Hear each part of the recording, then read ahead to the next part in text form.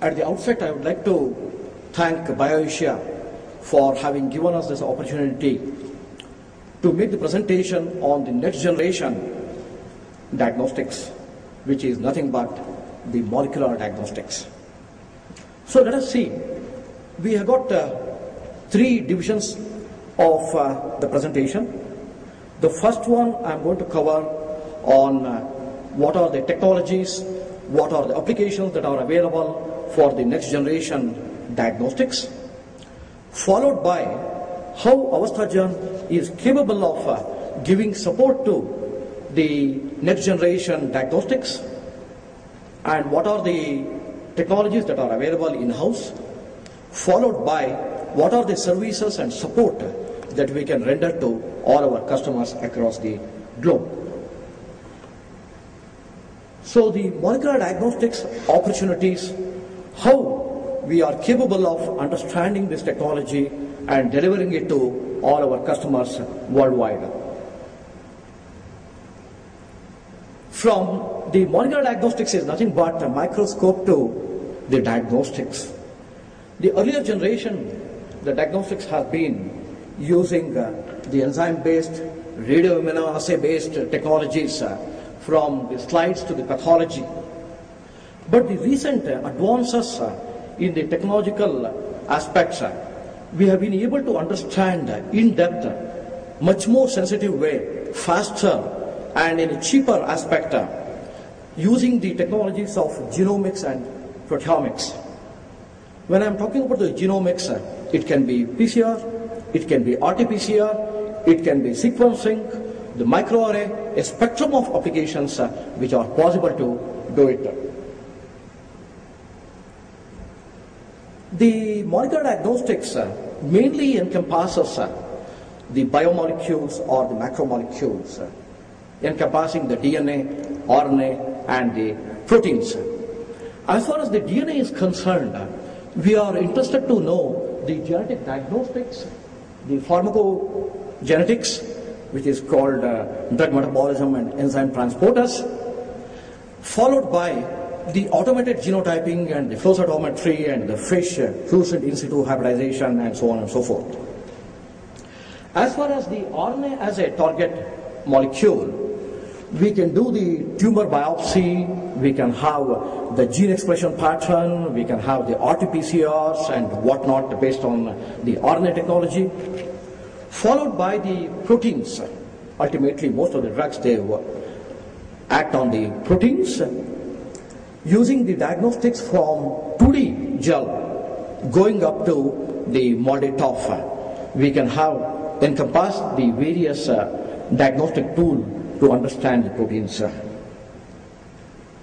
So just to give you a bird's eye view of how the market is growing worldwide for the molecular diagnostics in terms of value, which is several billions of dollars, and in terms of the number of tests that are available for cancer, infectious diseases, HIV, HCV, and so on and so forth.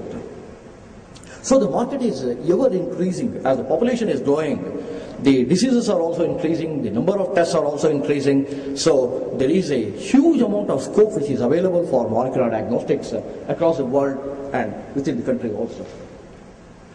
This is just to list out a few of the tests that are FDA approved based on the PCR, based on the RT-PCR, based on the hybridization, microarray, sequencing, which are currently available across the globe. So FISH, fluorescent in situ hybridization, also is one of the technologies which is used for molecular diagnostics. Affymetrix microarray technology was the first one to be recognized by the US FDA to be used as a microarray for molecular diagnostics.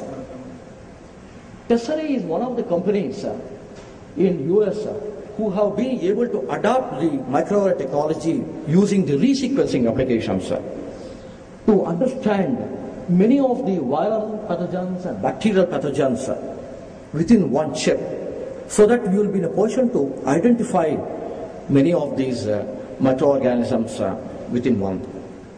So, rather than identifying one microorganism at a time, you have got the opportunity to identify and screen multiple number of microorganisms using the resequencing technologies. So this is just to show you that this is one of them for the fever viruses and influenza and chikungunya and all that. These are all currently available in the world market for the customers. The molecular diagnostics again can be used with the entire pipeline of the infectious disease research, starting from the pathogenesis, host susceptibility, drug response, vaccine development, to the pathogen identification, whether microarray based or the sequencing or resequencing or RT-PCR. At any stage, we can use along the pipeline of the research in the infectious diseases. Then the next important one, which is finding a lot of applications, is the revolutionizing the cytogenetics. A lot of diseases are all related to the chromosome repatterning and the structural rearrangements of the chromosomes. It is not that easy to identify some of these deletions and duplications just by looking at the chromosomes or the karyotype or looking at the banding pattern of the chromosomes. So if you really see, the earlier one, they used to have the karyotyping, the banded ones, followed by the fish fluorescent in situ hybridization, then the painted chromosomes. So the intermarker distance between these bands are all 5 to 10 MBs. You will not be in a position to identify most of the microdeletions and duplications. Now the technology is based on the microarray. You will be in a position to identify and understand the microdeletions and duplications, which are far easier, and the intermarker distances are just 700 EMB. So this is how you can get the data from the molecular cytogenetics, which is also a diagnostic tool at the level of molecules. So this is a deletion, hemicycle deletion of the chromosome 3, which we have been able to identify using the microarray technology.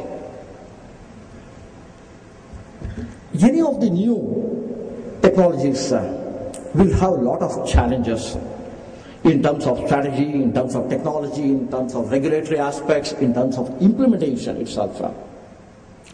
So the strategic challenges that we have been encountering, one is the changing the paradigm itself. People are used to the conventional diagnostics, how to change them to the molecular aspects. That's the first and the fundamental thing.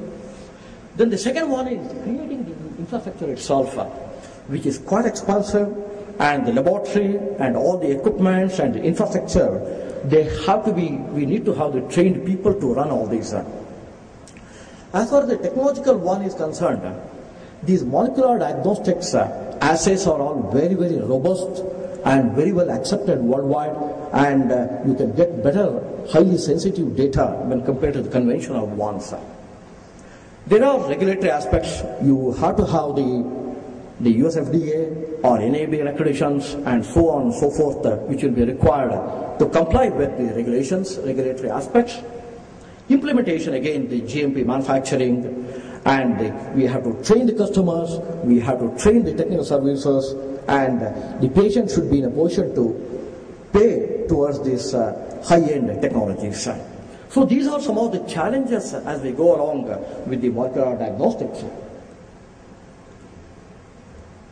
The molecular diagnostic market, it is really growing within the country also.